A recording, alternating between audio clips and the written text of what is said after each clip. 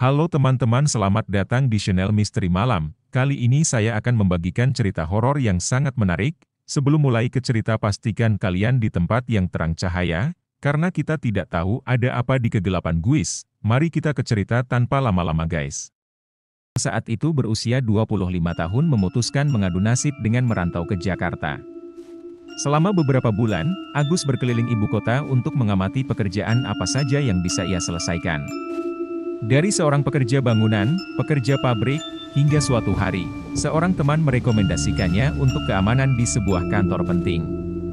Minim pengalaman. Dengan penuh semangat, Agus memulai karirnya sebagai petugas keamanan di kantor. Mendapat pekerjaan yang dianggapnya berkelas di ibu kota. Namun, Agus kurang mengetahui bahwa kantor yang didudukinya memiliki legenda kelam yang disembunyikan. Begitulah awal mula Agus, ia seorang pemuda desa, namun akhirnya menjadi seorang petugas keamanan di sebuah kantor terkemuka. Sebuah narasi yang kemudian diakhiri dengan dirinya yang dirundung ketakutan yang luar biasa di tempat kerjanya sendiri. Awal mual teror horor yang dia alami di kantornya yang baru. Pengalaman pertama saya yang baru bekerja di kantor ini malah menemukan kejadian mistis. Suatu malam yang gelap gulita, Agus, seorang satpam kantor, baru saja menjalani shiftnya. Pukul 00.15 dini hari, saat ia sedang melakukan patroli rutin di area kantor yang lengang. Tiba-tiba dari kejauhan, ia mendengar suara langkah kaki yang bergema di koridor kosong. Bulu kuduknya langsung meremang. Agus memberanikan diri untuk mencari sumber suara itu. Semakin dekat, langkah kaki itu terdengar semakin jelas. Namun yang mengejutkan, tidak ada siapapun di koridor saat Agus tiba di sana. Ia hampir berteriak ketakutan sebelum mendengar suara lain yang membuatnya terdiam kaku. Suara rintihan pilu seorang wanita. Dengan kalut, Agus mengikuti sumber suara rintihan itu dan tiba di depan toilet wanita yang remang-remang. Rintihan itu sayup-sayup terdengar dari dalam sana. Memberanikan diri, Agus membuka pintu toilet perlahan. Alangkah terkejutnya ia melihat sesosok wanita pucat dengan rambut panjang menutupi wajahnya tengah duduk di salah satu bilik toilet sambil terisak-isak. Agus tak mampu berkata-kata. Namun sebelum sempat bereaksi lebih jauh, kepala sang wanita terangkat dan menatapnya tajam dengan sepasang mata hitam kelam. Mulutnya menganga, mengeluarkan teriakan memilukan yang menggema memenuhi toilet. Agus langsung lari tunggang langgang meninggalkan tempat itu dengan ketakutan luar biasa. Sejak kejadian mengerikan itu, Agus tak lagi berani memasuki area kantor saat tengah malam. Ia yakin telah disiksa oleh teror arwah gentayangan malam itu. Beberapa hari setelah kejadian mengerikan yang dialaminya, Agus masih diselimuti ketakutan yang mendalam. Ia bahkan sempat berpikir untuk mengundurkan diri dari pekerjaannya sebagai satpam malam. Namun, keresahan Agus sedikit terobati ketika ia berbincang dengan Pak Pur, salah satu satpam senior yang sudah puluhan tahun bekerja di kantor tersebut. Jadi, arwah wanita yang kau lihat itu memang sudah lama gentayangan di sini, Gus, tutur Pak Pur membuka percakapan. Agus mendengarkan dengan seksama penjelasan sang senior. Namanya Sari, dia dulunya karyawan di kantor ini sekitar 15 tahun lalu. Sayangnya, dia meninggal dengan cara yang sangat tragis. Pak Pur menceritakan bahwa Sari adalah seorang pekerja kantoran yang rajin dan disiplin. Suatu malam seusai lembur, Sari hendak pulang tapi tiba-tiba diserang dan diperkosa oleh seorang pria tak dikenal di toilet wanita kantor. Korban kemudian tewas dengan luka tusukan menganga di perutnya. Sejak saat itu, banyak yang melihat penampakan arwahnya yang gentayangan di area kantor ini. Terutama di toilet wanita tempat dia terbunuh dengan sadis, sambung Pak Pur dengan raut sedih. Agus merinding mendengar kisah tragis itu. Pantas saja arwah Sari terlihat begitu menderita saat dia melihatnya waktu itu. Kematiannya pasti membawa kepedihan yang mendalam. Meski masih ketakutan, Agus merasa sedikit lega sudah mengetahui asal-usul kisah di balik penampakan arwah gentayangan di kantor tempatnya bekerja. Setelah mendapat penjelasan dari Pak Pur, Agus merasa iba pada arwah Sari yang mengalami kematian tragis. Ia dan Pak Pur kemudian mendoakan Sari mendapat ketenangan. Semoga arwah Sari diampuni dosa-dosanya dan diterima di sisi Allah dengan tenteram, ucap Pak Pur tulus sambil mengatupkan kedua tangannya. Agus mengangguk dan mengamini doa itu. Meski masih tersisa ketakutan, 1 minggu kemudian, Agus kembali mendapat jadwal shift malam. Kali ini dengan mental yang lebih siap setelah mengetahui kisah di balik penampakan itu. Sepanjang malam, ia menjalankan tugas patroli dengan waspada namun tidak lagi dipenuhi rasa cemas berlebihan, tepat pukul 00.30 dini hari, saat melintas di dekat toilet wanita. Agus mendengar kembali suara isak tangis yang memilukan. Ia mengenali suara itu sebagai rintihan arwah Sari. Namun kali ini Agus tidak sembunyi atau lari ketakutan. "Sari, saya turut berduka atas kepergianmu yang tragis," ucap Agus mencoba menghadap ke arah sumber suara. Rintihan itu terdengar semakin keras seolah membalas ucapan Agus. Meski ngeri, Agus berusaha menguatkan hatinya. "Tenanglah Sari. Kami para petugas akan selalu mendoakanmu agar diterima di sisi Allah dengan tenang," sambungnya dengan sorot mata penuh ketulusan. Perlahan, rintihan itu memudar hingga akhirnya lenyap. Agus merasa ada ketenangan merayapi hatinya, seolah arwah Sari telah menerima doanya dengan baik. Nah, dari kejadian aneh itu anehnya si Sari tidak pernah mengganggu Agus dan petugas lainnya. Malam itu, seperti biasa Agus menjalani tugasnya mengawasi area kantor. Kali ini ia ditemani oleh Rizal, rekan satpam yang baru bergabung beberapa bulan lalu. Mereka berdua melalui koridor panjang di lantai 2 sambil menyorotkan senter untuk memeriksa setiap sudut. "Bro, aku masih merinding kalau ingat cerita arwah Sari yang kau ceritakan waktu itu," kata Rizal membuka percakapan dengan nada agak ketakutan. Agus mengangguk, "Iya, tapi kita sudah mendoakannya, kan? Mudah-mudahan arwahnya tenang di alam sana." Mereka terus berjalan menyusuri koridor yang remang-remang itu. Tiba-tiba dari kejauhan, Rizal menangkap siluet aneh di salah satu sudut dinding.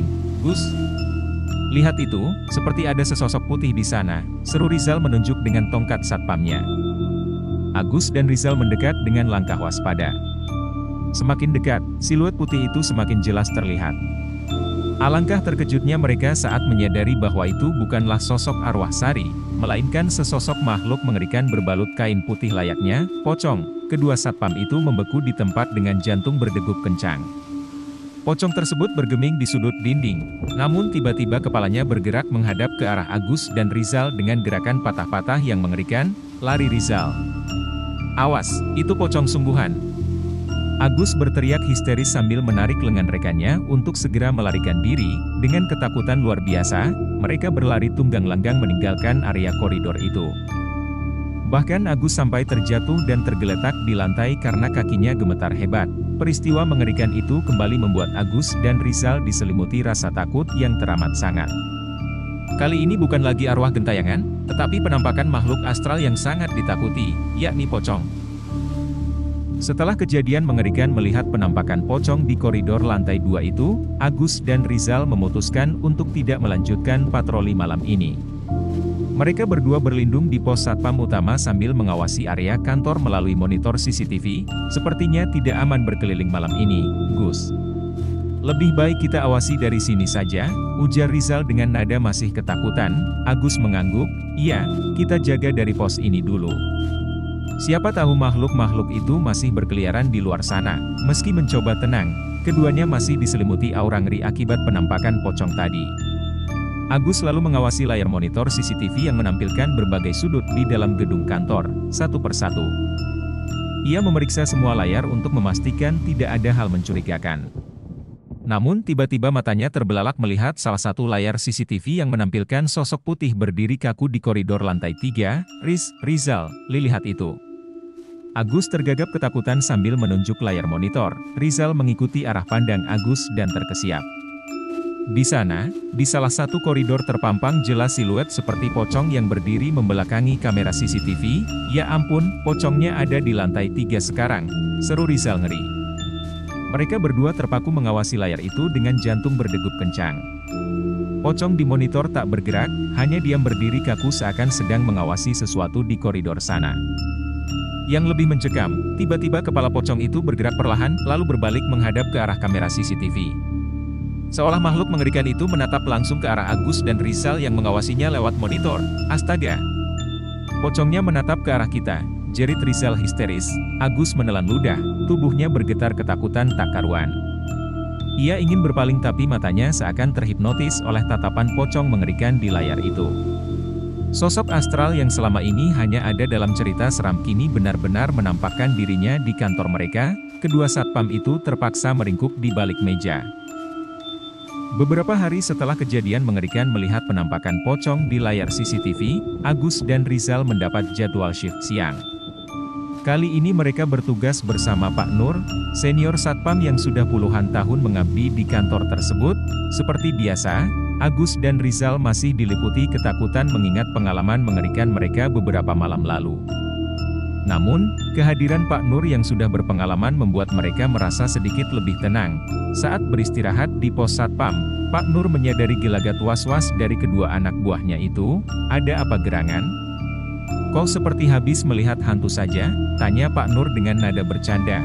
Agus dan Rizal lalu menceritakan pengalaman mereka menyaksikan penampakan arwah Sari dan terlebih lagi pocong mengerikan yang berkeliaran di dalam gedung. Pak Nur mendengarkan dengan saksama sambil sesekali mengangguk-anggukkan kepala.